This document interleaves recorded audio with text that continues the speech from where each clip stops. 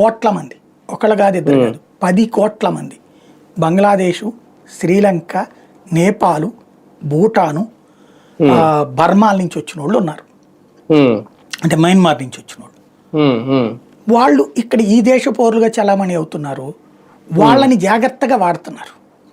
ఇంకోటి బీహార్లో జరుగుతుండేది ఏంటంటే, మన ఇక్కడ అనంతపురం, చిత్తూరు, కర్నూలు తక్కువ, అనంతపురం, చిత్తూరు ఎక్కువ ఉంటుంది. శ్రీకాకుళం దగ్గర ఒకటి ఉంటుంది. అట్లాగే మన విస్సన్నపేట ఈ ఏరియాలో కూడా ఉంటుంది. ఏంటది అంటే, పక్క రాష్ట్రాల ఓటర్లు ఇక్కడ 2 రాష్ట్రాల ఓట్లు వేస్తుంటారు వీళ్ళు. అలాంటి దాన్ని కంట్రోల్ చేయడం ఇక్కడ ఉద్దేశం. బీహార్ని ఓ ప్రయోగంగా చేస్తున్నారు. దొంగ ఓట్లని లేదంటే ఇతర దేశాల ఓటర్లని ఆపే ప్రయత్నం. లోపాలు ఏదన్నా ఉంటే సరి చేసుకోవాలి, తప్పదు. బట్ ఎక్కడో చోట ప్రారంభం కావాలి. అది జరుగుతుంది అక్కడ.